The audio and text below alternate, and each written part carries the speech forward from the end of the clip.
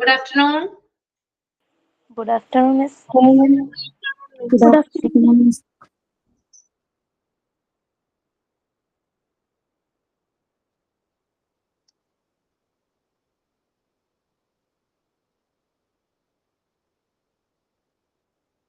എല്ലാരും സുഖമായിട്ടിരിക്കുന്നോ?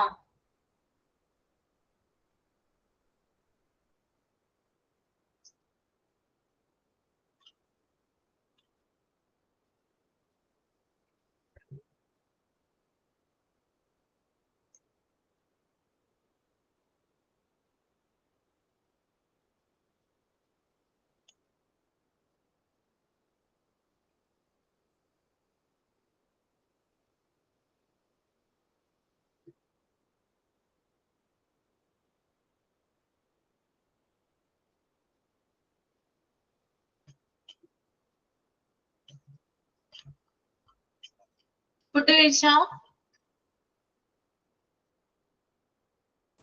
കഴിച്ചു മിസ്സേ.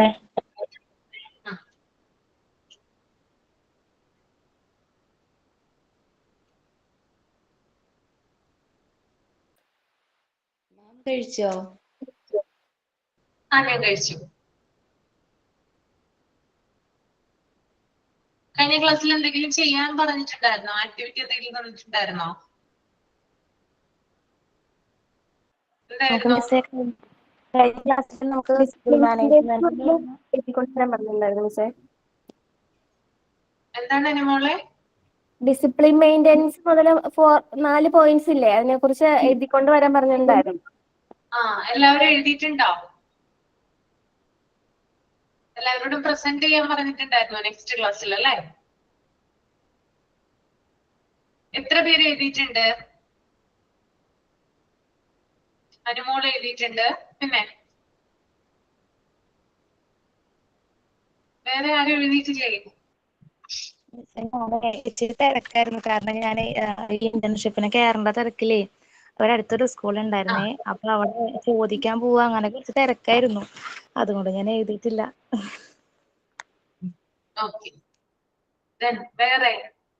വേറെ ആരാ എഴുതിയിട്ടുള്ളത്? ശരണ്യ എഴുതിയിട്ടുണ്ടോ? മിസ് ഡിസിപ്ലിൻ മെയിൻ്റനൻസ് എഴുതിയിട്ടുണ്ട്. പിന്നെ party and function and meeting ഞാൻ ജസ്റ്റ് ഇങ്ങനെ നോക്കിയിട്ടുള്ളു. പിന്നെ വേറെ മേഘ, അർച്ചന, ബിൻസി.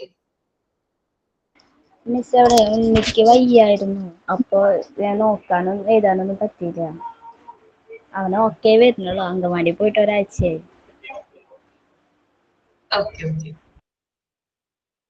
അപ്പൊ അനുമോള് ഒന്ന് റീഡ് ചെയ്യോ? അതിനു മുമ്പ് നമുക്ക് പ്രയർ ഒക്കെ സ്റ്റാർട്ട് ചെയ്യണ്ടേ? മറന്നുപോയി. പ്രയർ ചെയ്തോളൂ കേട്ടോ. Prayer.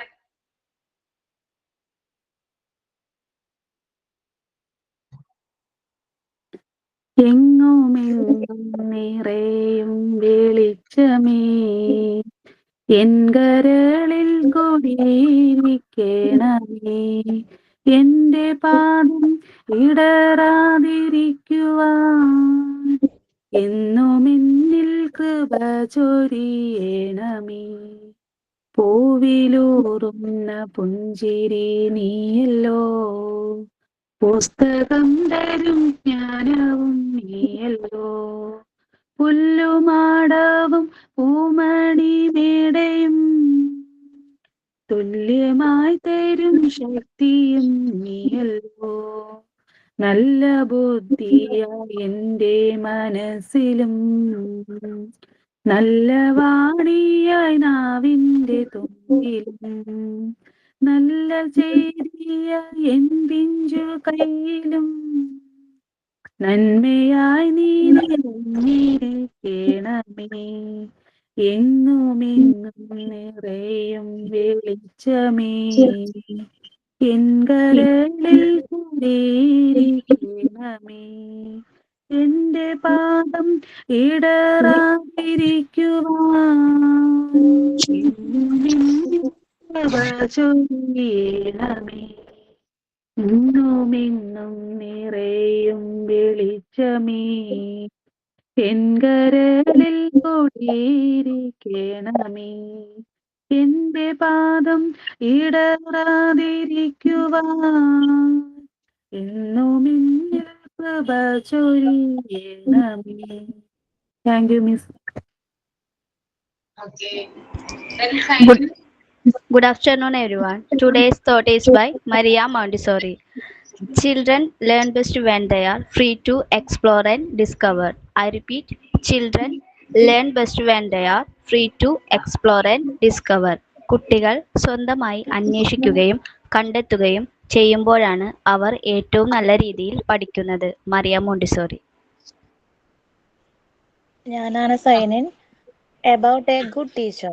A good teacher is a person who not only teaches lessons from books but also helps students grow as good human beings. A good teacher plays an important role in shaping the future of students and society. A good teacher has strong knowledge of the subject. They explain clear language and activity.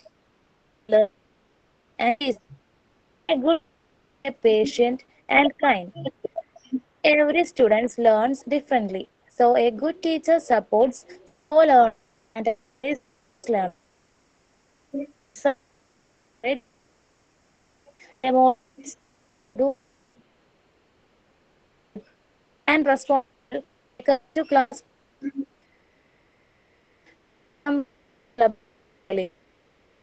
Clear അല്ലല്ലോ ലുദിയ. കേൾക്കാൻ പറ്റുന്നില്ല.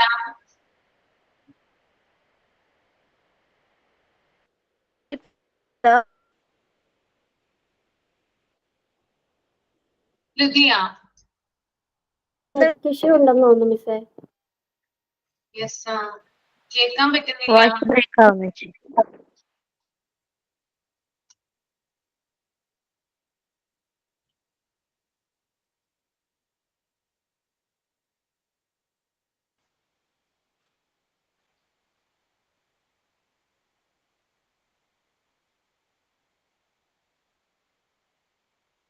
ലുദിയ.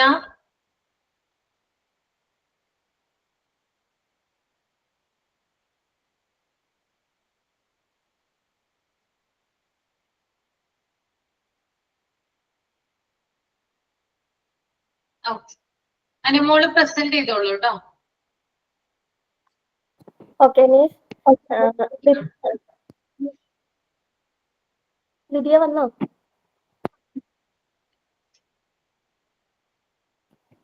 Fifth point ആണ് discipline maintenance. അത് first point എന്ന് പറയുന്നത് maintaining order and good behaviour, ensuring school rules are followed, handling discipline issues calmly, promoting moral values. Discipline maintenance എന്ന് പറയുമ്പോൾ ഒരു സ്കൂളിലെ അച്ചടക്ക പരിപാലനമാണ് ഉദ്ദേശിക്കുന്നത്. Maintaining order and good behaviour എന്ന് പറഞ്ഞാൽ ഒരു സ്കൂളിൻ്റെതായിട്ടുള്ള ഒരു ക്രമവും നല്ല പെരുമാറ്റവും നിലനിർത്തല്. പിന്നെ ensuring school rules are followed, സ്കൂളിൽ നിയമങ്ങൾ പാലിക്കുന്നുണ്ടെന്ന് ഉറപ്പാക്കല്. ഹാൻഡ്ലിംഗ് ഡിസിപ്ലിൻ ഇഷ്യൂസ് കാംലി, അച്ചടക്ക പ്രശ്നങ്ങൾ ശാന്തമായി കൈകാര്യം ചെയ്യൽ. പ്രൊമോട്ടിംഗ് മോറൽ വാല്യൂസ് പ്രോത്സാഹിപ്പിക്കല്. അതാണ് ഡിസിപ്ലിൻ മെയിൻ്റെനൻസിൽ വരുന്നത്. പിന്നെ sixth point part in functions and meeting, participating and organising school events.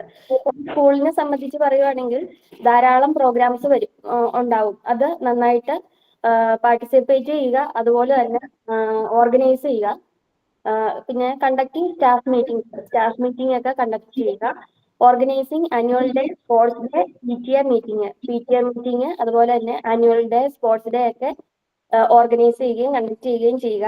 Attending educational conferences, വിദ്യാഭ്യാസ സമ്മേളനങ്ങളിൽ പങ്കെടുക്കുക.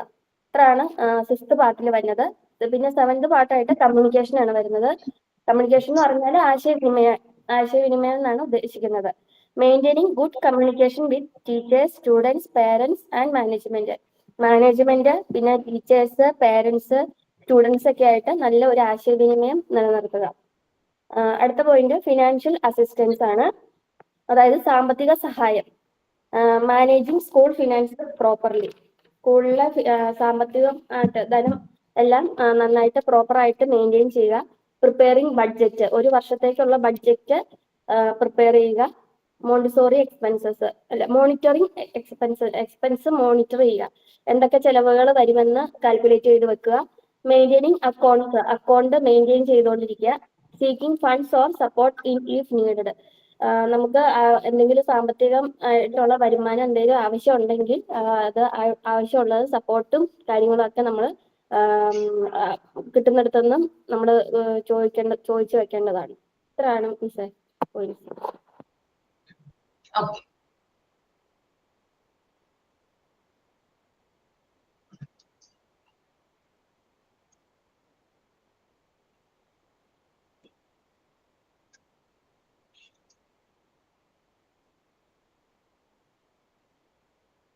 ഓക്കെ, അപ്പോ അനുമോള് പറഞ്ഞ കാര്യങ്ങൾ തന്നെയാണ്. ഡിസിപ്ലിൻ മെയിൻ്റെനൻസ് എന്ന് പറഞ്ഞാൽ സ്കൂളിന്റെ ഡിസിപ്ലിൻ മെയിൻറ്റെയിൻ ചെയ്യാനുള്ള കാര്യങ്ങൾ, അച്ചടക്ക പരിപാലനം കേട്ടോ.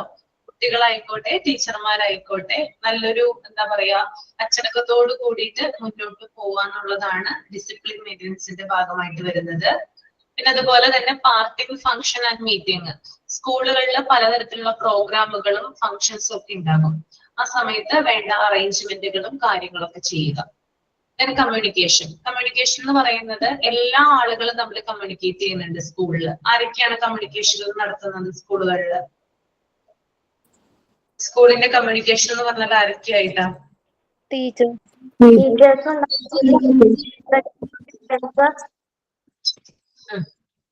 പിന്നെ മാനേജ്മെന്റിലെ അംഗങ്ങളൊക്കെ ആയിട്ട് കമ്മ്യൂണിക്കേഷൻ ഉണ്ടാവും.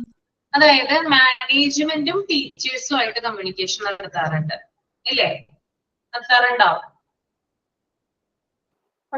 ടീച്ചറും കുട്ടികളുമായിട്ട് കമ്മ്യൂണിക്കേഷൻ നടത്താറുണ്ട്. ഓക്കെ. അതുപോലെ തന്നെ ടീച്ചേഴ്സുമായിട്ട് കമ്മ്യൂണിക്കേഷൻ നടത്താറുണ്ട്. പിന്നെ അതുപോലെ തന്നെ ഗവൺമെന്റ് അതോറിറ്റീസുമായിട്ട് മാനേജ്മെന്റ് കമ്മ്യൂണിക്കേഷൻ നടത്താറുണ്ട് സ്കൂളിന്റെ പ്രവർത്തനങ്ങൾക്ക് വേണ്ടിയിട്ട്. അപ്പൊ പ്രോപ്പർ ആയിട്ട് സ്കൂൾ മാനേജ്മെന്റിൽ വരുന്ന ഒരു ഘടകമാണ് എന്ത് കമ്മ്യൂണിക്കേഷൻ എന്ന് പറയുന്നത്. ഒരു സ്കൂളിലെ എല്ലാത്തരം ആളുകളും എന്ത് ചെയ്യുന്നുണ്ട്? കമ്മ്യൂണിക്കേഷൻ നടത്തുന്നുണ്ട്. ഓക്കെ. തന്നെ അടുത്തത് ഫിനാൻഷ്യൽ അസിസ്റ്റൻസ് ആണ്, അതായത് സാമ്പത്തികപരമായിട്ടുള്ള സഹായങ്ങൾ. ഒരു സ്കൂള് പ്രവർത്തിക്കണമെങ്കിൽ എന്ത് വേണം? മണി വേണം അല്ലെ? പൈസ വേണ്ടേ? പൈസ ഇല്ലാതെ മുന്നോട്ട് പോകാനായിട്ട് സാധിക്കില്ല അല്ലെ? അതിപ്പോ വ്യക്തികൾക്കാണെങ്കിലും അങ്ങനെ തന്നെയാ. നമ്മളെല്ലാവരും ജീവിക്കുന്നത് അല്ലെ? ഒരു തരത്തിൽ പറഞ്ഞാൽ പണത്തിന് വേണ്ടിയിട്ടല്ലേ നമ്മൾ ജോലി ചെയ്യുന്നേ. നമ്മൾ വെറുതെ പോയി എന്ത് ചെയ്യില്ല, ഒരു സ്ഥലത്തും ജോലി എടുക്കില്ല അല്ലെ? നമുക്ക് പണം തരുന്നുണ്ടെങ്കിൽ മാത്രമാണ് നമ്മൾ ജോലിക്ക് പോവുക. ഓക്കെ. അപ്പൊ വ്യക്തികൾക്ക് ജീവിതത്തിലായാലും അതുപോലെ തന്നെ ഒരു സ്കൂള് പ്രവർത്തിക്കുന്നതിനായാലും എന്ത് വേണം? പണം ആവശ്യമാണ്. പണം എന്ന് പറയുന്നത് ഇമ്പോർട്ടന്റ് ഫാക്ടറാണ്. അത് വ്യക്തിയെ സംബന്ധിച്ചായാലും സ്ഥാപനത്തിനെ സംബന്ധിച്ചായാലും. ഓക്കെ. നിങ്ങൾക്കൊക്കെ അറിയാം പണത്തിന്റെ ഇമ്പോർട്ടൻസ് എത്രയാണെന്ന് അല്ലേ? പണത്തിന് ഇമ്പോർട്ടൻസ് ഇല്ലേ നിങ്ങളുടെ ലൈഫില്? ഉണ്ടല്ലോ. നമ്മളുടെ അടുത്ത് സ്വന്തമായിട്ട് ഒരു 10 രൂപ എടുക്കാനുണ്ടാകുന്നതും ഹസ്ബൻഡിന്റെ അടുത്ത് നിന്ന് വാങ്ങിക്കുന്നത് തമ്മിലുള്ള ഡിഫറൻസ് ഉണ്ടല്ലേ? ഉണ്ടാവും. തോന്നിയിട്ടുണ്ടോ അങ്ങനെ? ഉണ്ടല്ലേ? അവര് 10 രൂപ തന്നാലും അതിന് നല്ല കണക്കുണ്ടാവും. കണക്ക് ചോദിക്കും. നമ്മുടെ കയ്യിലുണ്ടെങ്കിൽ ആർക്ക് പറയണ്ടല്ലോ. എന്തിനാന്ന് ചോദിക്കുന്നത്?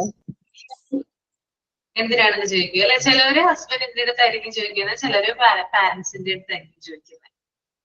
ഓക്കെ. തരും, അവര് തരാതൊന്നും ഇരിക്കില്ല. പക്ഷെ തരുന്നതിന്റെ ഇടയ്ക്ക് ചിലപ്പോൾ ചില കാര്യങ്ങളൊക്കെ പറയും അല്ലെ? എന്തിനാണ്, എന്താവശ്യത്തിനാണ്, എപ്പോഴും വാങ്ങിക്കുന്നുണ്ടല്ലോ അല്ലെ? അങ്ങനെയുള്ള വാക്കുകളൊക്കെ കേൾക്കാനായിട്ട് സാധിക്കും അല്ലെ? ഓക്കെ. അപ്പോ പണം എന്ന് പറയുന്നത് ചിലര് പറയാറുണ്ട്, നമ്മള് ഭൂമി വിട്ടു പോകുമ്പോ, അതായത് മരിച്ചു പോകുന്ന സമയത്ത് നമ്മളൊന്നും കൊണ്ടുപോകുന്നില്ലല്ലോ, എന്തിനാണ് അത്രയധികം പണം ഒക്കെ സമ്പാദിച്ചിട്ട് നിന്ന് പറയാറുണ്ട് അല്ലെ? പക്ഷെ നിങ്ങളൊന്ന് ഓർത്തു നോക്കി, നമുക്ക് ഭൂമിയിൽ ജീവിക്കണമെങ്കിൽ പണം കൂടിയേ തീരും. പണം ഇല്ലാതെ നമുക്കൊന്നും കിട്ടില്ല അല്ലെ? നമ്മുടെ സൊസൈറ്റിയിൽ നമുക്കറിയാം പണം ഉണ്ടെങ്കിൽ അംഗീകരിക്കപ്പെടുന്ന വ്യക്തികളുണ്ട്. ഇപ്പൊ കാണുന്ന നിങ്ങള് അതായത് ജോലിയില്ല, പക്ഷെ നാളെ നിങ്ങൾക്ക് ഒരു ജോലി കിട്ടി. സൊസൈറ്റി നിങ്ങൾ രണ്ട് രീതിയിലായിരിക്കും കാണുന്നത്, അല്ലെ? ജോലി ഇല്ലാത്തപ്പോ നിങ്ങളെ വേറൊരു കണ്ണിലൂടെ കണ്ടു, ജോലി ലഭിച്ചപ്പോ നിങ്ങളെ റെസ്പെക്ട് ചെയ്തു, നിങ്ങൾക്ക് ഡിഗ്നിറ്റിയും കാര്യങ്ങളൊക്കെ കിട്ടി. അപ്പോ പണം എന്ന് പറയുന്നത് അത്യാവശ്യമായിട്ടുള്ളൊരു കാര്യമാണ്. മനുഷ്യന് ഭൂമിയിൽ ജീവിക്കണമെങ്കിൽ പണം കൂടിയേ തീരും. അപ്പൊ നമ്മുടെ ഒരു 10 രൂപയായാലും ഏൺ ചെയ്യാന്നുള്ളത് നമ്മുടെ ആവശ്യമായിട്ട് മാറണം, അത് കിട്ടണം, അല്ലെ? ഇപ്പൊ നമ്മുടെ മക്കൾ നമ്മളോട് വന്ന് ചോദിക്കുവാണ്, അല്ലെ, അമ്മേ എനിക്ക് ഒരു കളിപ്പാട്ടം വേണം എന്ന് ചോദിക്കുമ്പോ ഹസ്ബൻഡിന്റെ അടുത്ത് ചോദിക്കുന്നതും നമ്മളുടെ അടുത്ത് കൊടുക്കുന്നതും തമ്മിൽ വ്യത്യാസമുണ്ട്. നമ്മളുടെ അടുത്ത് പണം ഉണ്ടെങ്കിൽ എന്ത് ചെയ്യാം, നമുക്ക് എടുത്ത് കൊടുക്കാം. നമ്മൾക്ക് ആരുടെയെങ്കിലും അടുത്ത് പെർമിഷൻ ചോദിക്കണോ? വേണ്ട, അല്ലെ? പിന്നെ അത് കിട്ടിക്കഴിയുമ്പോൾ സാറ്റിസ്ഫാക്ഷൻ, നമ്മളുടേതായിട്ടുള്ള ആവശ്യങ്ങൾക്ക് നമ്മളത് ഉപയോഗിക്കുന്നു. അപ്പൊ നമുക്ക് ഭയങ്കരമായിട്ട് നമുക്കൊരു സാറ്റിസ്ഫാക്ഷൻ വരും, അല്ലെ? മറ്റാരോടും ചോദിക്കണ്ട, അല്ലെങ്കിൽ എന്തിനാ ഏത് സമയവും കെഞ്ചുന്നേ, അല്ലെ? അങ്ങനെയുള്ള തോട്ടുകളും കാര്യങ്ങളൊന്നും വേണ്ട. നമ്മുടെ അടുത്ത് പൈസ ഉണ്ടെങ്കിൽ നമുക്ക് ചെലവാക്കാം, നമുക്ക് ഇഷ്ടമുള്ള സ്ഥലങ്ങളിൽ പോകാം, നമുക്ക് ഇഷ്ടമുള്ള സാധനങ്ങൾ വാങ്ങിക്കാം, അല്ലെ? ആരോടും പെർമിഷൻ ചോദിക്കേണ്ട ആവശ്യമില്ല.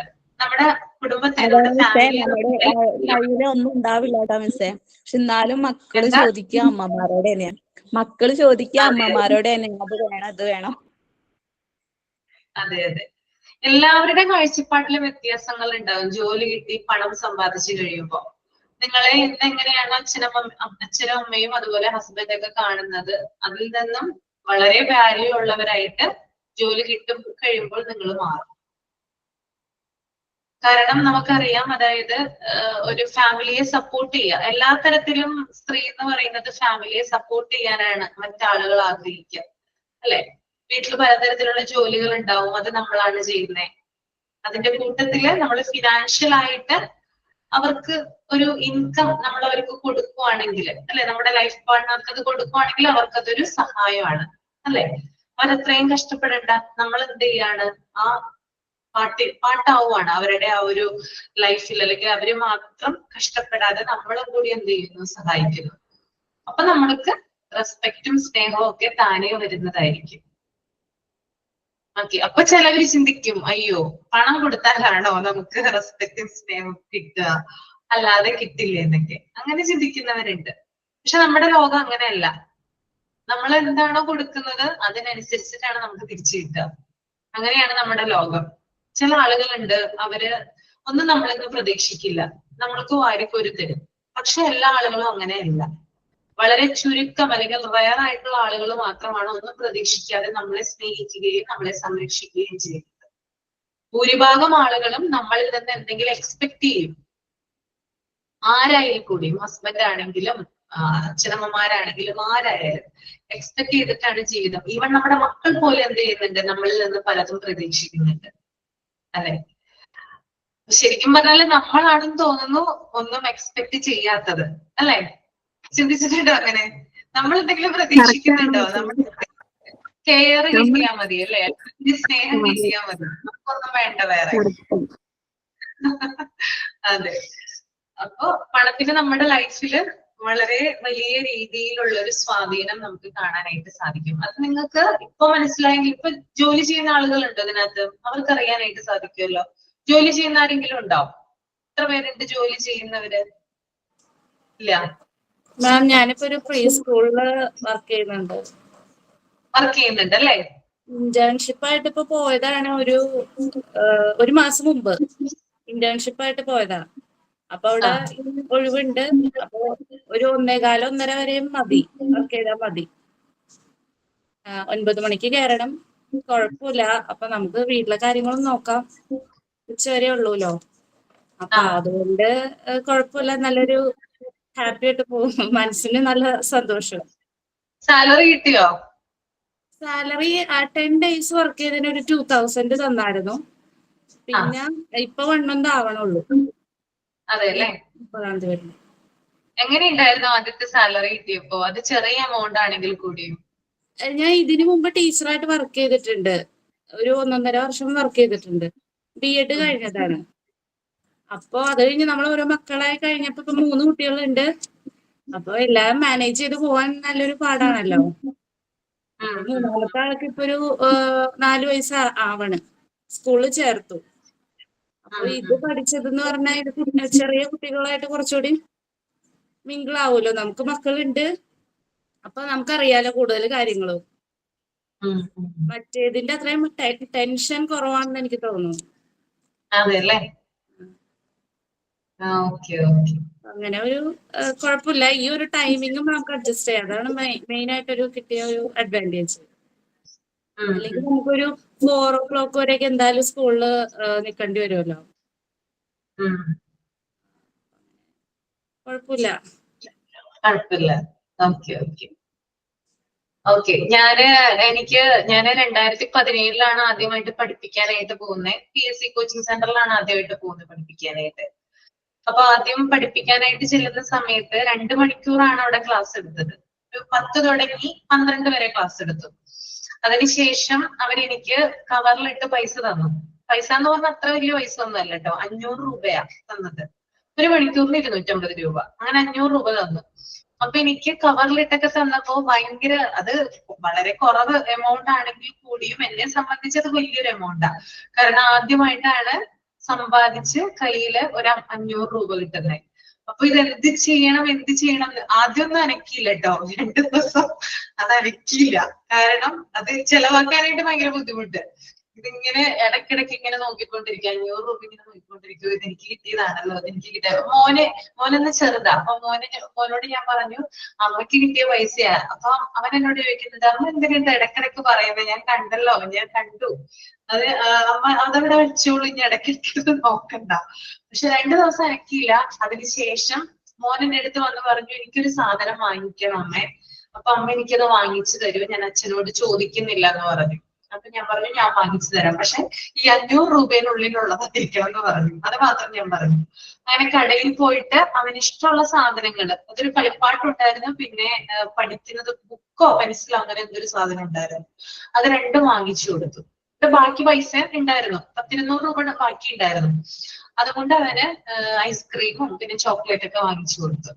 2 ദിവസം നമുക്ക് അനക്കാൻ ബുദ്ധി, അത് നമ്മൾ എവിടെ നിന്ന് നമ്മൾ ഏൺ ചെയ്യുന്ന നമുക്ക് കിട്ടുന്ന പൈസ ഉണ്ടല്ലോ, സാലറി ആയിട്ട് കിട്ടുന്ന പൈസ നമുക്ക് 2 ദിവസം അനക്കാൻ പറ്റില്ല. നമുക്ക് തോന്നില്ല അത് അനക്കാനായിട്ട്. സുരക്ഷിതമായിട്ട് അതിങ്ങനെ സൂക്ഷിച്ചു വെക്കാനാ തോന്നുള്ളൂ. അങ്ങനെയാ. പിന്നീട് നമുക്ക് ചെലവുകൾ വരും, അപ്പൊ നമ്മൾ അത് സ്പെൻഡ് ചെയ്യും. അതാണ്. അപ്പൊ നമുക്ക് ആ ഒരു കുറഞ്ഞ എമൗണ്ട് ആയിക്കോട്ടെ അല്ലെങ്കിൽ കൂടുതൽ എമൗണ്ട് ആയിക്കോട്ടെ, അത് കാണുമ്പോൾ കിട്ടുന്ന ഒരു സന്തോഷമുണ്ട്, ഒരു സാറ്റിസ്ഫാക്ഷൻ. അത് നമുക്ക് വേറെ ഒന്നിനും കിട്ടില്ല. നമുക്ക് പൈസയുടെ വില അറിയോ? അപ്പൊ ആ സമയത്താണ് വാല്യൂ അറിയുന്നത്. നമ്മൾ അച്ഛനമ്മമാരോട് അല്ലെങ്കിൽ ഹസ്ബൻഡിനോടൊക്കെ നമ്മൾ പല ആവശ്യങ്ങൾക്കും പൈസ ചോദിക്കും. എനിക്ക് എന്റെ ഒരു എക്സ്പീരിയൻസ് ആണ് കേട്ടോ. പൈസ ചോദിക്കും, നമ്മളത് ചെലവാക്കും. പക്ഷെ നമ്മൾ ഏൺ ചെയ്ത മണി നമുക്ക് ചെലവാക്കാനായിട്ട് തോന്നില്ല. അതങ്ങനെയാ. അയ്യോ, അത് ഞാൻ സമ്പാദിച്ചതല്ലേ, കഷ്ടപ്പെട്ടത്, അവിടെ ഇരിക്കട്ടെ, ചെലവാക്കണ്ട. ആ ഒരു രീതിയിലാണ് നമ്മൾ ചിന്തിക്കുക. ഓക്കെ. അപ്പൊ നമ്മൾ പറഞ്ഞു വന്നത് ഇതാണ്, ഒരു സ്ഥാപനം ആകുമ്പോൾ അതിന് പ്രവർത്തിക്കുന്നതിന് വേണ്ടിയിട്ട് പണം ആവശ്യമാണ്. അത് മാനേജ്മെന്റിൽ നിന്നുള്ള അവരെടുക്കുന്ന മണിയുണ്ട്, കുട്ടികളിൽ നിന്ന് പാരന്റ്സിൽ നിന്ന് കളക്ട് ചെയ്യുന്ന തുകയുണ്ട്, അതുപോലെ തന്നെ ഗവൺമെന്റ് അതോറിറ്റീസുകൾ അല്ലെ, ഗ്രാന്റുകളായിട്ട് കൊടുക്കുന്ന പണങ്ങളുണ്ട് അല്ലെ, എമൗണ്ടുകളുണ്ട്. അപ്പൊ ഇത്തരത്തില് സ്കൂളിന് എന്തുണ്ട്, ആവശ്യത്തിന് പണം വേണം. ഇപ്പൊ ഒരു എമർജൻസി സിറ്റുവേഷൻ വന്നു, ഒരു കുട്ടി പെട്ടെന്ന് കളിച്ചുകൊണ്ടിരിക്കെ വീണു എന്ന് വിചാരിക്കാം. ആ കുട്ടിയെ എത്രയും പെട്ടെന്ന് ഹോസ്പിറ്റലൈസ് ചെയ്യണം. അപ്പൊ അതിന് വേണ്ടിയിട്ടുള്ള വണ്ടി അറേഞ്ച് ചെയ്യണം, ഹോസ്പിറ്റലിൽ പണം കെട്ടണം. കുട്ടിക്ക് ട്രീറ്റ്മെന്റ് തുടങ്ങിയതിന് ശേഷമായിരിക്കും ചിലപ്പോൾ അച്ഛനമ്മമാരവിടെ വരിക അല്ലെ. ഇതൊക്കെ ഒരു എമർജൻസി സിറ്റുവേഷൻ ആണ്. അപ്പൊ സ്കൂളിന്റെ കയ്യിൽ പൈസ ഉണ്ടെങ്കിൽ മാത്രമാണ് ഇത് ചെലവാക്കാനായിട്ട് സാധിക്കുകയുള്ളൂ. ഓക്കെ. അപ്പൊ ഇത്രയും കാര്യങ്ങളാണ് ഈ പോയിന്റിൽ പറയുന്നത് കേട്ടോ. ഇനി നിങ്ങൾ താഴേക്കുള്ള കാര്യങ്ങളൊന്ന് വായിച്ചു നോക്കൂ. ആ ക്യാൻവാസിംഗ് ആൻഡ് പ്രൊപ്പഗണ്ടസിന് മുമ്പ് വരെയുള്ള പോയിന്റ്സ് ഒന്ന് വായിക്കും.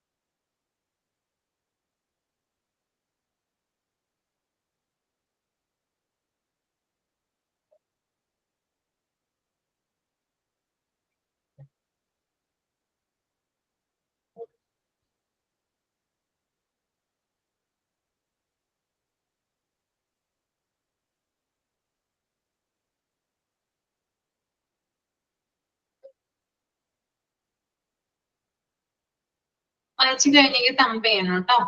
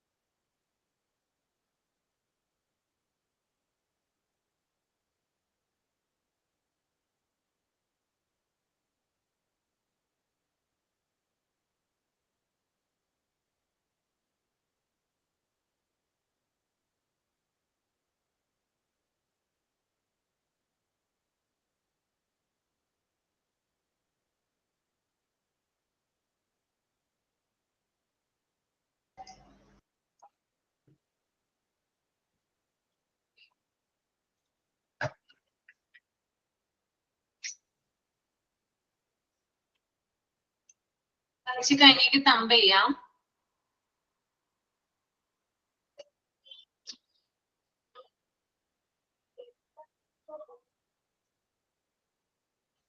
ഓക്കെ, മോളെ ഫസ്റ്റ് പാരഗ്രാഫ് ഒന്ന് റീഡ് ചെയ്തിട്ട് എക്സ്പ്ലെയിൻ ചെയ്തേ. Generally, one of the standard teachers is given power by the school to have control over the day-to-day transaction of the school. That does not mean that the other teachers should define themselves within the classroom level without taking part in any of the school work. General ആയിട്ട് പറയുവാണെങ്കിൽ standard teachers is given power to school. കുറച്ച് ടീച്ചേഴ്സിന് കുറച്ച് control സ്കൂളിൽ കൊടുക്കും. പിന്നെ transaction ഒക്കെ ആയിട്ട് ബന്ധപ്പെട്ട് ടീച്ചേഴ്സിന് കുറച്ച് കൺട്രോള് കൊടുക്കാറുണ്ട്.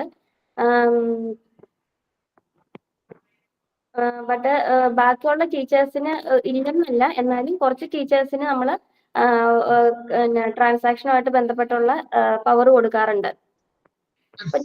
ഞാൻ പോയ സ്കൂളിലാണെങ്കിൽ നമ്മള് ക്ലാസ് റൂമിൽ ഉണ്ടാവണം. സ്കൂളില് 8:40 ക്ലാസ്സിൽ ഉണ്ടാവണം. അപ്പൊ കുഞ്ഞു കുട്ടികളാണല്ലോ നമ്മൾ സ്കൂളിൽ വരുന്നത്. അപ്പൊ അവര് ഫസ്റ്റ് ട്രിപ്പ് ബസ് വരുന്നത് 8:40 അപ്പൊ ആദ്യത്തെ ട്രിപ്പ് വരുമ്പോ മുതല് ക്ലാസ് റൂമില് ടീച്ചർ ഉണ്ടാവണം. അപ്പൊ കുട്ടികള് വന്നിരിക്കുന്നതും അവരുടെ ബാഗും, അതായത് സ്നാക്സ്, ലഞ്ച് എല്ലാം എടുത്തു വെക്കാൻ പറയണം. കുട്ടികള് ഓടിക്കളിക്കാണ്ട് നല്ല ഇതായിട്ട് ഇരിക്കാൻ പറയണം. അതുപോലെ തന്നെ ഇതിലെ ബഹളം വെച്ച് നടക്കാൻ സമ്മതിക്കരുത്. പിന്നെ അതുപോലെ തന്നെ അവരുടെ അറ്റൻഡൻസ് നന്നായിട്ട് ചെക്ക് ചെയ്യണം. അങ്ങനെ ക്ലാസ് 8:40 മുതൽ നമ്മൾ ഫുൾ ഡ്യൂട്ടിയാണ്. അതുപോലെ തന്നെ 10:20 അവിടെ സ്നാക്സ് ടൈം. അപ്പൊ കുട്ടികളെ വരിയായിട്ട് വേണം ഇറക്കാൻ വേണ്ടിയിട്ട് ക്ലാസ്സിൽ നിന്ന്. അതുപോലെ തന്നെ അവര് മറ്റേ ടോയ്ലറ്റിൽ പോകുന്നതിനൊക്കെ ലൈനായിട്ട് കൊണ്ടുപോകണം. അതിൻ്റെ ഇടയ്ക്ക് ഓടാനൊന്നും സമ്മതിക്കരുത്. അപ്പൊ അവിടെ എല്ലാം ടീച്ചറിന്റെ ഒരു സൂപ്പർവിഷൻ ആവശ്യമാണ്. അവര് കറക്റ്റായിട്ട് തിരിച്ചു വരുന്നുണ്ടോ എന്ന് നോക്കുക. പിന്നെ അവരുടെ സ്നാക്സ് കഴിപ്പിക്കുക. അതിനുശേഷം വീണ്ടും ക്ലാസ്സിൽ കയറ്റി ഇരുത്തുക. അതുപോലെ തന്നെ ലഞ്ച് ടൈമിലും സെയിം ആണ്. ലഞ്ച് എടുക്കാൻ പറഞ്ഞിട്ട് വേറൊരു ക്ലാസ്സിലായിരുന്നു അവർക്ക് ലഞ്ച് കൊണ്ടുപോയി കഴിക്കേണ്ടത്. അപ്പൊ അതുപോലെ തന്നെ ലഞ്ച് എടുത്തിട്ട് അവരെ വരിയായിട്ട് നിർത്തും. വരാന്തയുണ്ട്, ക്ലാസ് റൂമിൽ നിന്ന് ഇറങ്ങുന്ന വരാന്തയിൽ ലൈനായിട്ട് നിർത്തിയിട്ട് എന്നിട്ട് ഒരുമിച്ച് വേറൊരു ക്ലാസ്സിലേക്ക് കൊണ്ടുപോയിട്ട് ലഞ്ചൊക്കെ എടുത്ത് തുറപ്പിക്കുകയാണ് ചെയ്യുന്നത്. നമുക്ക് നോക്കാം. Generally one of the standard teachers is given power by school to have control over the day to day transaction of the school. That does not mean that the other teachers should define themselves within this classroom level without taking part in any of the school work. അതായത് സാധാരണയായിട്ട് standard ടീച്ചേഴ്സിനാണ് സ്കൂളിലെ കാര്യങ്ങളൊക്കെ, അതായത് ട്രാൻസാക്ഷൻസും മറ്റൊക്കെ നടത്തുന്നതിനുള്ള അധികാരങ്ങൾ കൊടുക്കാറ്. Office management അല്ലെങ്കിൽ റെക്കോർഡ് മെയിൻ്റനൻസ് അങ്ങനെയുള്ള കാര്യങ്ങൾക്കൊക്കെ സ്റ്റാൻഡേർഡ് ടീച്ചേഴ്സിനെയാണ് ഏൽപ്പിക്കുക. പക്ഷെ അവര് മാത്രം ജോലി ചെയ്യുന്നു എന്ന് അതിനർത്ഥമില്ല, അല്ലെങ്കിൽ അങ്ങനെ ചെയ്യണം എന്ന് നമ്മൾ മീൻ ചെയ്യരുത്. അതായത് സ്റ്റാൻഡേർഡ് ടീച്ചേഴ്സിന് ജോലി കൊടുക്കുന്നത് കൊണ്ട് മറ്റുള്ള ടീച്ചേഴ്സിന് അവിടെ ജോലി ഇല്ല എന്ന് അർത്ഥമില്ല, അല്ലെങ്കിൽ അങ്ങനെ മീൻ ചെയ്യരുതെന്നാണ് പറയുന്നത്. എല്ലാവർക്കും അവരുടേതായിട്ടുള്ള ജോലികള് സ്കൂളിൽ ഉണ്ടാകും, അത് ചെയ്ത് തീർക്കാന്നുള്ളതാണ്. അപ്പൊ കൈ കെട്ടി നോക്കി നിൽക്കരുത്. മറ്റുള്ള ടീച്ചേഴ്സ് ജോലി ചെയ്യുമ്പോ എന്താ ചെയ്യേണ്ടത്? നമുക്ക് ജോലി ഇല്ലെങ്കിൽ എന്താ ചെയ്യണ്ടേ? അവരെ ഹെൽപ്പ് ചെയ്യും. ആ ഒരു കാര്യം പ്രത്യേകം ശ്രദ്ധിക്കണം.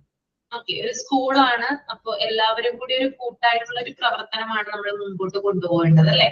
അപ്പൊ നമ്മൾ ചെയ്തില്ലെങ്കിൽ ചിലപ്പോ അവരെ പുറത്ത് പ്രകടിപ്പിക്കില്ലെങ്കിൽ കൂടി മറ്റുള്ളവരുമായിട്ട് ഡിസ്കസ് ചെയ്യുന്ന സമയത്തൊക്കെ ചിലപ്പോൾ നമ്മുടെ പേര് മെൻഷൻ ചെയ്യാം. അവരൊന്നും ചെയ്യുന്നില്ല, അല്ലെങ്കിൽ അവരുടെ എന്താ പറയാ ജോബ് വളരെ ലോ ആയിട്ടാണ് പോകുന്നത്, നന്നായിട്ട് പെർഫോം ചെയ്യുന്നില്ല, അങ്ങനെയുള്ള കംപ്ലൈന്റുകളും കാര്യങ്ങളൊക്കെ വരാം. അപ്പൊ അതില്ലാതിരിക്കാനും അതുപോലെ തന്നെ നമ്മൾ നല്ല രീതിയിൽ ആത്മാർത്ഥമായിട്ട് ജോലി ചെയ്യുന്നതിന് വേണ്ടിയിട്ട് എന്ത് ചെയ്യണം? നമുക്ക് ജോലി തന്നില്ലെങ്കിൽ കൂടിയും അവിടെയുള്ള എന്തെങ്കിലും ജോലികളോ അല്ലെങ്കിൽ ഇവരെ ഹെൽപ്പ് ചെയ്യുകയോ നമ്മൾക്ക് ചെയ്യാവുന്നതാണ്. നമ്മൾ തന്നെ എന്ത് ചെയ്യണം? എഫേർട്ട് എടുത്ത് ചെയ്യണം. ചിലപ്പം ടീച്ചേഴ്സ് തമ്മിലും ഡിസ്കസ് ചെയ്യും, ചിലപ്പോൾ പ്രിൻസിപ്പളിന്റെ അടുത്ത് വരെ എത്താം മിസ്സേ. കാരണം അങ്ങനെയുള്ള സംഭവങ്ങൾ ആ സ്കൂളിൽ, ഞാൻ ചെന്ന സ്കൂളിൽ നടന്നിട്ടുണ്ട്.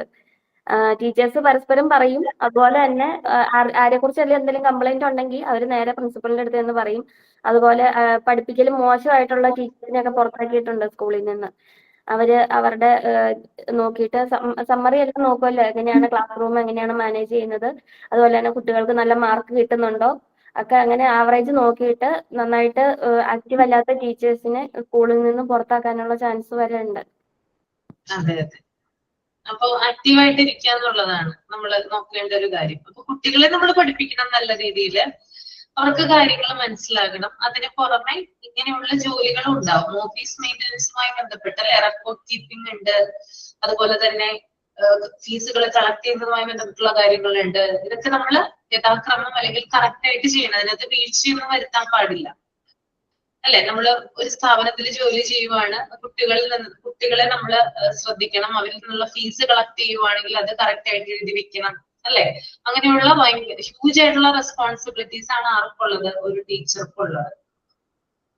ഓക്കെ, അപ്പൊ അതാണ് ആ പാരഗ്രാഫിൽ പറയുന്നത് കേട്ടോ.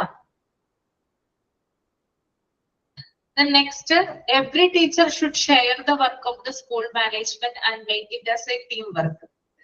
അതായത് എല്ലാ ടീച്ചർമാരും സ്കൂളില് നൽകുന്ന അല്ലെങ്കിൽ അവർക്ക് കിട്ടുന്ന ജോലികൾ ചെയ്യുമ്പോൾ അതൊരു ടീം വർക്ക് ആയിട്ട് ചെയ്യാം.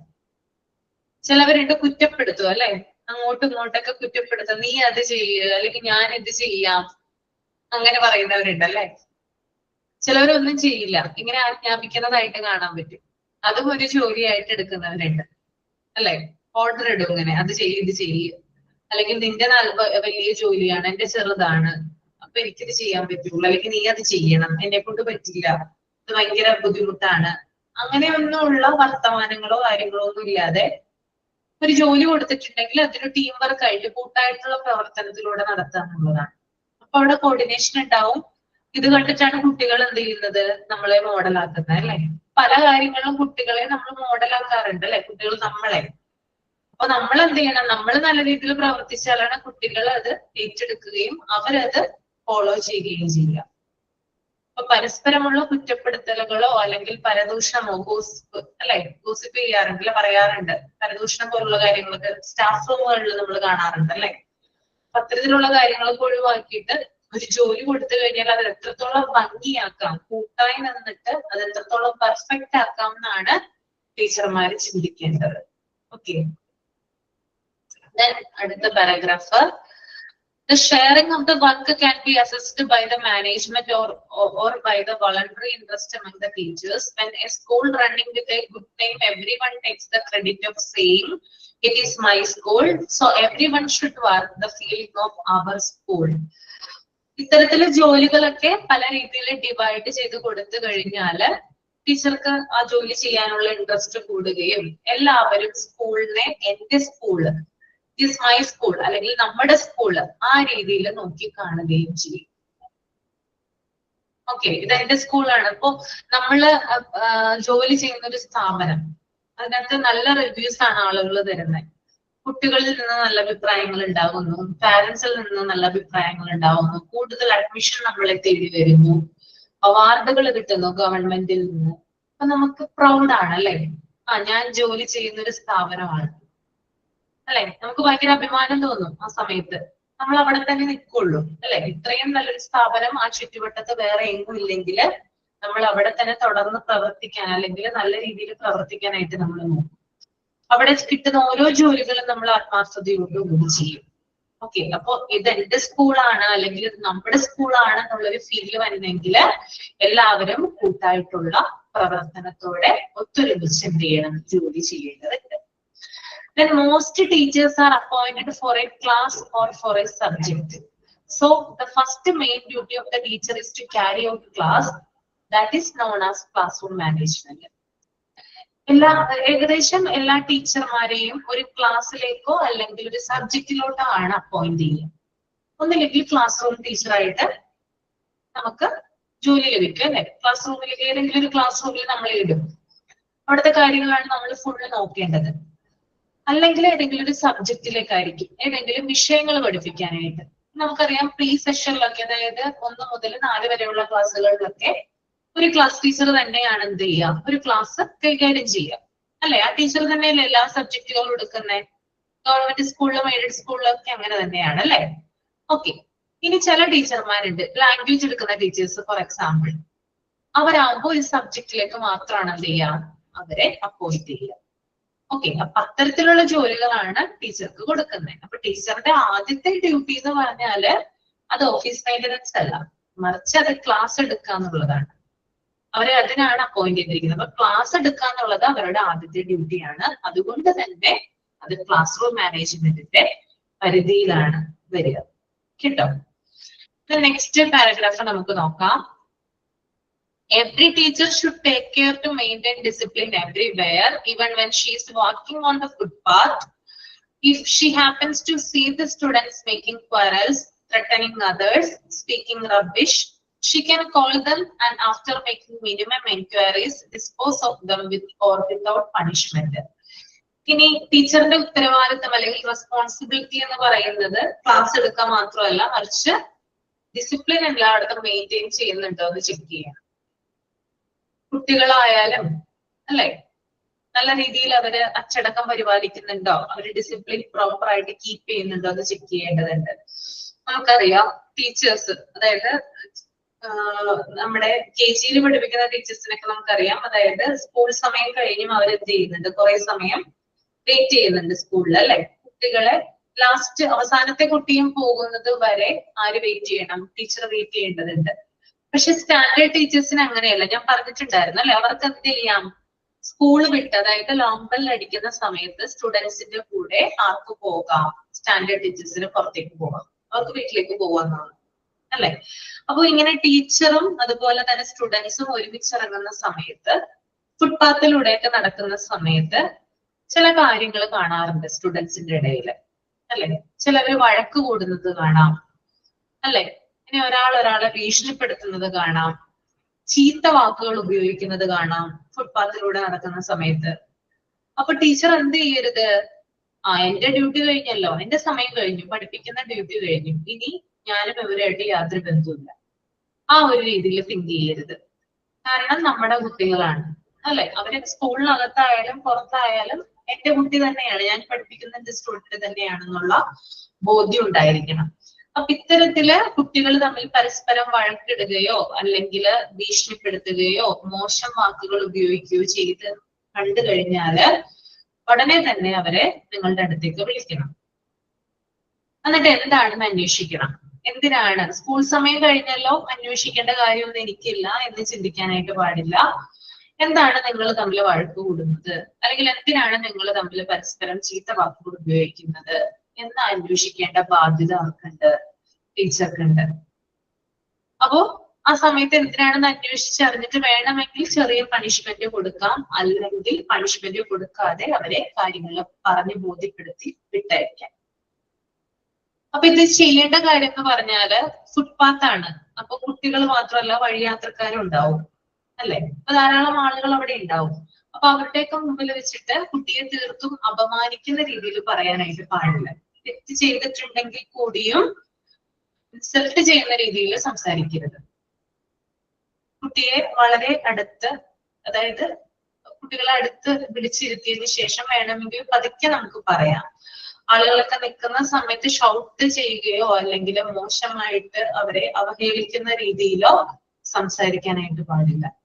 അത് കുട്ടിയെ വീണ്ടും തെറ്റ് ചെയ്യാനുള്ള ആ ഒരു ടെൻഡൻസിയിലേക്ക് നയിക്കും. പറഞ്ഞതൊന്നും അവർ കേൾക്കില്ല. അഡ്വൈസ് കൊടുത്തിട്ടുണ്ടെങ്കിൽ അതും കേൾക്കില്ല, അല്ലെ? അങ്ങനെയാണോ? ശരിയല്ല ഞാൻ പറയുന്നേ? ശരിയായിട്ടുള്ള രീതിയിൽ അവരെ വിളിച്ചു വരുത്തിയിട്ട് അഡ്വൈസ് കൊടുക്കുക, അല്ലാതെ ഇൻസൾട്ട് ചെയ്യുന്ന രീതിയിൽ അവരെ അവഹേളിക്കാനായിട്ട് പാടുള്ളതല്ല. ഇപ്പോഴത്തെ കാലത്ത് തീരെ പറ്റില്ല മിസ്സേ അത്. ഇപ്പോഴത്തെ കാലത്ത് അവര് ചീത്ത പറഞ്ഞാലേ അവരെന്താ ചെയ്യാന്ന് പറയാൻ പറ്റില്ല. അതെ അതെ. നമുക്ക് പല രീതിയിലുള്ള എന്താ പറയാ, മനസ്സിന് ഭയങ്കരമായിട്ട് വിഷമങ്ങൾ തട്ടുകയും ഭയങ്കര പ്രശ്നങ്ങൾ ഉണ്ടാവാനുള്ള ചാൻസ് കൂടുതലാണ്, അല്ലെ? ഓക്കെ. പക്ഷെ ഈ അടുത്ത് നിങ്ങൾ പത്രം വായിച്ചിട്ടുണ്ടായിരുന്നോ എന്ന് എനിക്കറിയില്ല. ഒരു ഇത് വന്നിട്ടുണ്ടായിരുന്നു സുപ്രീം കോടതിയുടെ. എന്തായിരുന്നു അനുമോളെ? വീണ്ടും ശിക്ഷിക്കാണ് അവരെ, ഉപയോഗിക്കാം. സ്കൂളുകളിൽ വീണ്ടും വടിപ്രയോഗം നടത്താമെന്ന്. അത് എന്ത് കേസിലായിരുന്നു? അത് ഞാൻ മറന്നുപോയി. ആരോ ഹർജി കൊടുത്തത്. അത് എന്തൊരു കേസ് ഉണ്ടായിരുന്നല്ലോ, അതിൻ്റെതായിട്ടാണ് അത് വന്നത്. ആ പത്രത്തിൽ തന്നെ ഉണ്ടായിരുന്നു. ഒരു അധ്യാപകൻ എന്തത് കൊടുത്ത ഹർജിയിലാണ് അയാളെ ശിക്ഷിക്കാൻ പാടില്ല എന്നുള്ളൊരു ഇത് വന്നത്. അതിന്റെ ബേസിലാണ് ഇപ്പൊ സുപ്രീം കോടതി ഇങ്ങനൊരു തീരുമാനത്തിൽ ആവശ്യമെങ്കിൽ ശിക്ഷിക്കാം, ചൂരൽ ഉപയോഗിക്കാം എന്നാണ് പറയുന്നത്. അത് ആവശ്യമാണ് മിസ്സേ. കാരണം കുട്ടികളെ നമ്മള് തല്ലില്ലാന്ന് വെച്ചിട്ടേ ഭയങ്കര പോകൃതരം കാണിക്കും. അപ്പൊ ആവശ്യമുള്ള ശിക്ഷ ഒക്കെ കൊടുക്കുവാണെങ്കിൽ അവർക്കൊരു പേടി ഉണ്ടാവുമല്ലോ. ചൂരലെടുത്ത് അടിക്കും എന്നുള്ള ഒരു പേടി ഉള്ളപ്പോ തന്നെ അവര് മര്യാദക്ക് ഇരുന്നോളൂ. മിസ്സേ, വടി കൊണ്ട് അടിക്കാം, പക്ഷേ കൈ കൊണ്ട് ഇങ്ങനെ പിച്ചുക, തൊലി എടുക്കുക അതൊന്നും പാടില്ല കേട്ടോ. എന്റെ മോനെ ഉണ്ടായിട്ടുണ്ട്. അങ്ങനെ നഖം ഇങ്ങനെ താഴ്ന്നു കിടക്കുമായിരുന്നു. എന്നിട്ട് അവന് മേല് കഴുകുമ്പോ അവൻ വീട്ടിൽ പറഞ്ഞില്ല, എന്നോട് പറഞ്ഞില്ല. അവന് മേല് കഴുകുമ്പോ അവൻ ചുട്ടു നീറിയിട്ട് LKG പഠിക്കുമ്പോ കരഞ്ഞപ്പോ നഖല്ലേ അത് പഴുത്തു. ഡോക്ടറെ അടുത്ത് പോയി ഇത് എന്താന്ന് ചോദിച്ചു. ഡോക്ടറെ പറഞ്ഞു അവന്റെ ടീച്ചർ പിച്ചിയതാണ് എന്ന് പറഞ്ഞു. അത് പഠിക്കാത്തതിനോ കുറുമ്പ് കാട്ടിയനോ അല്ല. അവൻ പനിയായിട്ട് 2 ദിവസം പോയിട്ടുണ്ടായിരുന്നില്ല. അപ്പൊ അവൻ ഡാൻസിന് ഉണ്ടായിരുന്നേ. അപ്പൊ അവൻ ഡാൻസ് തെറ്റിച്ചു എന്ന് പറഞ്ഞിട്ട്. അപ്പൊ ഡോക്ടർ എന്താ പറഞ്ഞെന്ന് വെച്ചാല് എന്തായാലും കംപ്ലൈന്റ് കൊടുക്ക്, സ്റ്റേഷനിൽ അറിയിക്ക്, ഇങ്ങനെ കുഞ്ഞുമക്കളെ ഇങ്ങനെ പറ്റില്ലല്ലോ എന്നാണ്. ഞങ്ങൾ സ്കൂളിൽ പോയി HM കണ്ടു, വിവരം പറഞ്ഞു. ഞങ്ങൾ പറഞ്ഞു ഞങ്ങൾ എന്തായാലും പോലീസിനെ അറിയിക്കും. അവന്റെ അച്ഛൻ അവസരം ഇവിടെ അബുദാബിയിലായിരുന്നു, ഇത് അറിഞ്ഞിട്ട് വന്നു.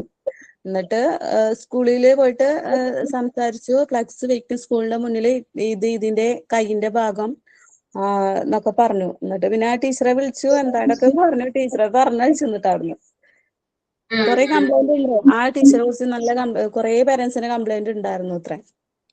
അതെ അതെ. ഇപ്പൊ ശരണി ഇപ്പൊ പറഞ്ഞ പോലെയാണ്. ഒരു ദിവസം എന്റെ മോൻ എന്നോട് വന്ന് പറയുവാണ്, അമ്മേ ഇന്ന് എന്റെ കണ്ണു പോയാലേ ഭാഗ്യത്തിനാണ് രക്ഷപ്പെട്ടേന്ന് വന്ന് പറഞ്ഞു. അപ്പൊ ഞാൻ ചോദിച്ചു എന്താണ് സംഭവം ഉണ്ടായെന്ന് ചോദിച്ചു. അപ്പൊ അവന്റെ അടുത്തൊരു ഫ്രണ്ട് ഇരിപ്പുണ്ട്. അപ്പൊ സബ്ജക്ട് സോഷ്യലാ, സോഷ്യൽ പഠിപ്പിക്കുന്ന ടീച്ചറാ. ടീച്ചറുടെ പേരൊന്നും ഞാൻ മെൻഷൻ ചെയ്യുന്നില്ല. അപ്പൊ ടീച്ചർ എന്ന് പറഞ്ഞാല് ടെക്സ്റ്റിൽ ഇങ്ങനെ അടയാളപ്പെടുത്തി പോവാ ചെയ്യുക, നോട്ടൊന്നും എഴുതിപ്പിക്കില്ല. കാരണം അവർക്ക് ഈസി ആണല്ലോ, ടെക്സ്റ്റ് മാത്രം ഇങ്ങനെ അടയാളപ്പെടുത്തി ഇങ്ങനെ പോയാൽ മതി, നോട്ട് എഴുതിപ്പിക്കുകയേ വേണ്ട. അപ്പൊ അങ്ങനെ പഠിപ്പിക്കുന്ന സമയത്ത് മോന്റെ അടുത്തിരിക്കുന്ന ഒരു കുട്ടി, ആ കുട്ടി അത്ര ശ്രദ്ധിക്കില്ല, ഇടയ്ക്കിടയ്ക്ക് കോൺസെൻട്രേഷനും കാര്യങ്ങളൊക്കെ പോകുന്ന ടൈപ്പ് കുട്ടിയാണ്. അപ്പൊ ആ കുട്ടി എപ്പോഴും നോട്ട് ചെയ്യാറുണ്ടെന്നാ പറയുന്നത്. അതായത് ടീച്ചർ എപ്പോഴും വിളിച്ച് ഇങ്ങനെ ഷൗട്ട് ചെയ്യുകയും പിണങ്ങുകയൊക്കെ ചെയ്യാറുണ്ട്. അപ്പോ അന്നേ ദിവസം അവൻ ഇരുന്ന സമയത്ത് ഇവന്റെ അടുത്ത് ആ കുട്ടി ഇരിപ്പുണ്ടായിരുന്നു. അപ്പോ അവനെന്തോ ശ്രദ്ധിക്കായിക, എന്തോ ടീച്ചർ പറഞ്ഞ കാര്യം എന്തോ ശ്രദ്ധിച്ചില്ല. അപ്പൊ ഇവരെന്ത് ചെയ്തുന്നോ, അതായത് ആ ബോർഡിൽ എഴുതുന്ന നമ്മുടെ ടെസ്റ്റർ ഉണ്ടല്ലോ, മായ്ക്കുന്ന സംഭവം, അതെടുത്ത് ഒറ്റയേറ്. പക്ഷെ ഈ കൊച്ചു തല വെട്ടിച്ചു. എന്റെ മോന്റെ ഷോൾഡറിൽ വന്നാ കൊണ്ടത്, കണ്ണിലായിരുന്നു കൊള്ളേണ്ടത്, പക്ഷെ അവർ മാറ്റി. അപ്പൊ ഞാൻ ഇത് കേട്ടപ്പോ തന്നെ ഞാൻ പറഞ്ഞു, എവിടെ നിന്റെ ടീച്ചറുടെ നമ്പർ എവിടെ, ഞാൻ ഇപ്പൊ വിളിക്കാം എന്ന് പറഞ്ഞു. കാരണം എങ്ങാനും അത് കണ്ണിൽ കൊണ്ടിരുന്നെങ്കിലോ, കാരണം നല്ല കട്ടിയുള്ള സംഭവം അത്, കണ്ണിൽ അടിച്ചു വന്ന് കൊണ്ടുകഴിഞ്ഞാൽ ആ ഭാഗം നീര് വരും. അപ്പൊ എന്നോട് അവൻ പറഞ്ഞൊരു കാര്യമുണ്ട്, അയ്യോ അമ്മ വിളിക്കണ്ട, ഒന്നും പറ്റിയില്ലല്ലോ. അപ്പൊ ഞാൻ പറഞ്ഞ എന്താണ്, വിളിച്ചാൽ എന്താ? അപ്പൊ ക്ലാസ് ടീച്ചർ അല്ല, ഒരു സബ്ജക്ട് എടുക്കാൻ വന്നിരുന്ന ടീച്ചറാ. അപ്പൊ വിളിക്കണ്ട, ആ ടീച്ചർ ഭയങ്കര സാധന, ആ ടീച്ചർ എന്റെ പരീക്ഷയുടെ മാർക്ക് കുറയ്ക്കും അമ്മ വിളിച്ച് ചോദിച്ചു കഴിഞ്ഞാല്. അങ്ങനെയാ എന്നോട് മോൻ പറഞ്ഞു. അപ്പൊ പറഞ്ഞ് ഇത് അത് സമ്മതിച്ചു തരാൻ പറ്റില്ല, എന്തായാലും വിളിക്കണം, നിനക്കല്ലെങ്കിൽ ആ കുട്ടിക്ക് എന്തെങ്കിലും സംഭവിച്ചാൽ, എന്ത് ഭാഗ്യവശാലാണ് അത് ഒഴിഞ്ഞു പോയെന്ന് ഞാൻ പറഞ്ഞു. പക്ഷെ അത് സമ്മതിക്കുന്നില്ല. എന്നോട് പറഞ്ഞു ഞാൻ സ്കൂളിൽ പോയില്ല അമ്മ വിളിച്ചാലെന്ന്. അങ്ങനെ എന്നെ ഭീഷണിപ്പെടുത്തി. അപ്പൊ ഞാൻ വിളിച്ചില്ല. അത് കഴിഞ്ഞ് പിന്നീട് ഒരാഴ്ചയോളം കഴിഞ്ഞപ്പോഴാണ് എന്നോട് വന്ന് വീണ്ടും പറയുന്ന, അമ്മേ ഇന്ന് അവനെ ആ ടീച്ചർ പിച്ചിട്ട് അവിടെ ചുവന്ന് കിടക്കുവാണെന്ന് പറഞ്ഞു, അവന് വേദന എടുത്തു, കരഞ്ഞു എന്ന് പറഞ്ഞു. അപ്പൊ ഞാൻ പറഞ്ഞു, ഇതിങ്ങനെ വിട്ടാൻ പറ്റില്ല, നിന്റെ കൂട്ടുകാരൻ അച്ഛനും അമ്മ ഇല്ലേ, എന്താണ് അവൻ വീട്ടിൽ ചെന്ന് പറയുന്നില്ല എന്നൊക്കെ ഞാൻ ചോദിച്ചു. അപ്പൊ മോൻ എന്നോട് പറഞ്ഞു, ഇല്ലമ്മേ അവനൊന്നും പറയാറില്ല, പേടി കൊണ്ടൊന്നും പറയാറില്ലെന്ന് പറഞ്ഞു. അത് കഴിഞ്ഞ് 2 ദിവസം കഴിഞ്ഞപ്പോ മോൻ വീണ്ടും എന്നോട് പറഞ്ഞു, അമ്മ ഇന്ന് അവന്റെ അച്ഛനും അമ്മയും വന്നിട്ടുണ്ടായിരുന്നു, ഹെഡ് മാസ്റ്ററിന്റെ റൂമിൽ പോയി, അത് കഴിഞ്ഞ് ടീച്ചറെ വിളിപ്പിച്ചു, ഞങ്ങൾക്ക് പഠിപ്പിച്ചുകൊണ്ടിരിക്കുന്ന സമയത്താണ് ടീച്ചറെ വിളിപ്പിച്ചത്, ടീച്ചറെ പോയിട്ടുണ്ടായിരുന്നു എന്നൊക്കെ പറഞ്ഞു. അതിനുശേഷം പിന്നീട് ഉപദ്രവങ്ങളൊന്നും ഉണ്ടായിട്ടില്ല. കാരണം നമ്മുടെ ശ്രദ്ധയിൽ ഇത് പെട്ട് കഴിഞ്ഞാൽ, അതായത് ഇത് അനാവശ്യമായിട്ട് ഉപദ്രവിക്കലാണ്. നമ്മൾക്ക് വേണമെങ്കിൽ ചൂരൽ ഉപയോഗിക്കാം, വടി ഉപയോഗിക്കാം, ഒരടി കൊടുത്തു പറഞ്ഞാൽ യാതൊരു കുഴപ്പമില്ല. പക്ഷെ ഇത്തരത്തില് കുട്ടികളുടെ അതായത് അവരുടെ ബോഡി പാർട്ടാണ്, കണ്ണ്, ചെവി, മൂക്ക്, അല്ല, ഇതിനൊക്കെ എന്തെങ്കിലുമൊക്കെ പറ്റിക്കഴിഞ്ഞാല്, അതുപോലെ സ്കിൻ, ഇതിനൊക്കെ എന്തെങ്കിലും പറ്റിക്കഴിഞ്ഞാല് ആര് സമാധാനം പറയും? ഓക്കെ, നമ്മുടെ കുഞ്ഞിനെല്ലാം അപ്പൊ ഞാനിങ്ങനെ ഭയങ്കര വിഷമായിട്ടോ, കാരണം ഞാൻ കരഞ്ഞു. കാരണം LKG പറയുമ്പോ മോനെ അത്രയും ചെറിയ പ്രായമല്ലേ. അപ്പൊ ടീച്ചർ ഇങ്ങനെ പിച്ചി നഖം ഇങ്ങനെ ദശയുടെ ഉള്ളിലേക്ക് ഇങ്ങനെ ചൂഴ്ന്നിട്ട് തൊലി ഇങ്ങോട്ട് എടുത്തേർക്കണു, ദശയുടെ കഷ്ണം എടുത്തിരിക്കണു. അങ്ങനെ ഒരു ഭാഗത്തല്ല, 3-4 ഉണ്ട്. പിന്നെ മോൻ എന്തോരം പെടഞ്ഞിട്ടുണ്ടാവും ദൈവമേ ആ സമയത്ത് ഇങ്ങനെ ആലോചിച്ചിട്ടുണ്ടല്ലോ. ഡോക്ടറാണ് പറഞ്ഞത് ഇത് ഒരിക്കലും വിടരുതെന്ന്. അതെ അതെ. അപ്പൊ ഇങ്ങനെയുള്ള കാര്യങ്ങളൊക്കെ നമ്മൾ ഒരിക്കലും ചെയ്യാനായിട്ട് പാടില്ല.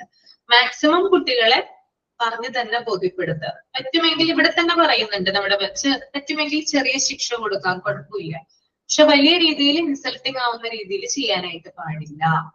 പിന്നെ വലിയ രീതിയിലുള്ള മർദ്ദനമോ കാര്യങ്ങളോ ഒന്നും ചെയ്യരുത്. ചിലവരൊക്കെ വീട്ടിലത്തെ ദേഷ്യമൊക്കെ സ്കൂളിലാണ് തീർക്കുക അല്ലെ. ചില ടീച്ചർമാരൊക്കെ ഫാമിലിയിൽ എന്തെങ്കിലും ഇഷ്യൂസോ കാര്യങ്ങളൊക്കെ ഉണ്ടെങ്കിൽ എന്ത് ചെയ്യും, അത് കുട്ടികളോട് വന്ന് തീർക്കാറുണ്ട്. അങ്ങനെയുള്ള ടീച്ചർമാരുണ്ട്. അപ്പൊ അങ്ങനെ ഒരിക്കലും ആവരുത്. നമ്മളെ ഒബ്സർവ് ചെയ്യാനും നമ്മളെ സൂപ്പർവൈസ് ചെയ്യാനൊക്കെ ആളുകൾ മുകളിലുണ്ട്. എന്തെങ്കിലും ഒരു തെറ്റ് സംഭവിച്ചു കഴിഞ്ഞാൽ നമ്മുടെ ജോലിക്ക് അത് ബുദ്ധിമുട്ടായിട്ട് മാറും അല്ലെ. പിന്നെ ചില മാനേജ്മെന്റ് സ്കൂളുകളുണ്ട്. അവിടെ മാനേജ്മെന്റ് എന്ന് പറഞ്ഞാൽ, അതായത് അവിടെ മാനേജ്മെന്റിൽ അല്ലെങ്കിൽ ബോർഡ് മെമ്പർ ആയിട്ടുള്ള ആളുകള്, അല്ലെങ്കിൽ അവിടെ മുമ്പ് ജോലി ചെയ്തിരുന്ന ആളുകളുടെ മക്കള്, ഇവരൊക്കെയാണ് ടീച്ചർമാരായിട്ട് വരുന്നത്. അങ്ങനെയുള്ളൊരു ടെൻഡൻസി ഉണ്ട്. അപ്പൊ ഇവർക്ക് ഒരു വിചാരമുണ്ട്, ഇവരെ ആരും ചോദ്യം ചെയ്യില്ല. പൈസ കെട്ടിക്കേറുന്ന ആളുകളില്ലേ, 30, 40, 50 ലക്ഷം ഒക്കെ കെട്ടിക്കേറുന്ന ആളുകളുണ്ട് അല്ലെ. എന്തിനാണ് ശരിക്കും പറഞ്ഞാൽ അങ്ങനെ കയറുന്നത് അല്ലെ? അതുണ്ടെങ്കിൽ നമുക്ക് സുഖമായിട്ട് ജീവിക്കാം. ഇല്ല, അങ്ങനെ ചിന്തിച്ചിട്ടുണ്ടോ? അങ്ങനെ അപ്പൊ അവരുടെ ഒരു അത് വിചാരം ഇതാണ്. ബാങ്കിൽ കൊണ്ട് ഡിപ്പോസിറ്റ് ഇടാമെങ്കിൽ അതിന്റെ ഇൻട്രസ്റ്റ് മേടിച്ച് ജീവിച്ചൂടെ? ഇത്രയും ടെൻഷൻ എടുത്ത് തലയിലുണ്ടല്ലോ. അതെ അതെ, പൈസയും കൊടുക്കണം, പഠിപ്പിക്കുകയും വേണം. ശമ്പളം കിട്ടുന്നുണ്ട്. മാനേജ്മെന്റ് സ്കൂളുകളിലെല്ലാം എങ്ങനെയാണ് മിസ്സേ, പൈസ കിട്ടിയാലേ നമ്മളെ കയറാൻ പറ്റുള്ളൂ. ബി.എഡ് കഴിഞ്ഞ ഉടനെ കുറെ സ്കൂളുകളിൽ ആപ്ലിക്കേഷൻ കൊടുത്തായിരുന്നു. അപ്പൊ മാനേജ്മെന്റ് സ്കൂളിലൊക്കെ ചോദിക്കുമ്പോൾ അവര് 40 ലക്ഷമാണ് കുറഞ്ഞ ഒരു സീറ്റിന് ചോദിക്കുന്നത് ഒരു ടീച്ചറിന്റെ അടുത്ത്. ആ പൈസ തന്നെ നമുക്ക് ബാങ്കിലിട്ടിട്ട് ചുമ്മാ ഇരിക്കാലോ. അതെ, അങ്ങനെ കുറെ പേരുണ്ട്. അതായത് അവിടെ തന്നെ ബോർഡ് മെമ്പർ ആയിട്ടുള്ളവരുടെ മക്കള്, അതുപോലെ തന്നെ ആ ഒരു ഇതില് ജോലി ചെയ്തിരുന്നവരുടെ മക്കൾ, അവർക്കൊക്കെ കൂടുതൽ മുൻഗണന കൊടുക്കുമല്ലോ മാനേജ്മെന്റിന്റെ കീഴിൽ വരുന്നതാണെങ്കിൽ. അവരിൽ നിന്നും വാങ്ങിക്കും പൈസ, എന്നാലും പുറത്തുള്ളവരിൽ നിന്ന് കുറച്ചൊക്കെ സബ്സിഡി ഒക്കെ കൊടുത്തിട്ടാണ് എന്ത് ചെയ്യുക, ഇവരിൽ നിന്ന് പൈസ കളക്ട് ചെയ്യുക. ജനറൽ ആയിട്ടുള്ള ആളുകളിൽ നിന്ന് കുറച്ച് കൂടുതൽ വാങ്ങിക്കും, ഇവരിൽ നിന്ന് പിന്നെ കുറച്ചും കൂടി കുറച്ചേ വാങ്ങിക്കുള്ളൂ. അപ്പൊ അങ്ങനെ പണ്ടത്തെ മാമാരൊക്കെ ഇതേപോലെ ഇംഗ്ലീഷ് മീഡിയം സ്കൂളിൽ പഠിച്ചിട്ടാണോ അങ്ങനെ വലിയ ആയിട്ടുള്ളത്? എന്താണ്? പണ്ടുള്ള നമ്മുടെ മാമാരൊക്കെ അല്ലേ, ഒരു APJ അബ്ദുൽ കലാം അങ്ങനെയുള്ള, അവരൊക്കെ ഇംഗ്ലീഷ് മീഡിയം സ്കൂളിൽ പഠിച്ചിട്ടാണോ അങ്ങനെ വലിയ ആളായിട്ടുള്ളത്? അങ്ങനെയൊന്നുമല്ല. APJ അബ്ദുൽ കലാമിന്റെ സ്റ്റോറി നിങ്ങൾക്ക് അറിയില്ലേ? അല്ല, ഞാൻ പറയുകയാണ്, അവര് ആ ചെറിയ സ്കൂളിൽ പഠിച്ചിട്ട് ഇത്രയും വലിയ ആൾക്കാരാണെന്ന് പറഞ്ഞു വന്നത്. അതെ, ഓക്കെ, അത് ശരിയാണ്. നമ്മളുടെ ഓരോരുത്തരുടെയും കാഴ്ചപ്പാടുകളൊക്കെ വ്യത്യസ്തമാണ്, ആളുകൾ തമ്മിൽ വ്യത്യസ്തമാണല്ലോ. ഇൻഡിവിജ്വൽ ഡിഫറൻസിൽ പഠിച്ചിട്ടില്ലേ? ഇൻഡിവിജ്വൽ ഡിഫറൻസ്, ആളുകൾ ഒരിക്കലും ഒരേപോലെയല്ല, വ്യത്യസ്തമായിട്ടുള്ള കാഴ്ചപ്പാടുകളും. ഞാൻ ചിന്തിക്കുന്ന പോലെ ആയിരിക്കില്ല നിങ്ങൾ ചിന്തിക്കുന്നത്, അല്ലെ? അപ്പോ ആളുകളുടെ കാഴ്ചപ്പാടുകളും അവരുടെ പെരുമാറ്റവും അല്ലെങ്കിൽ എല്ലാ തരത്തിലും വ്യത്യാസങ്ങൾ ഉണ്ടാവും. നമുക്കൊരിക്കലും ആരെയും കുറ്റം പറയാമല്ലോ. ഓരോരുത്തരുടെ കാഴ്ചപ്പാട് അനുസരിച്ചിട്ടാണ് ഓരോരുത്തരും മുന്നോട്ട് അവരുടെ ജീവിതം അല്ലെങ്കിൽ ലൈഫ് മുന്നോട്ട് കൊണ്ടുപോകുന്നത്.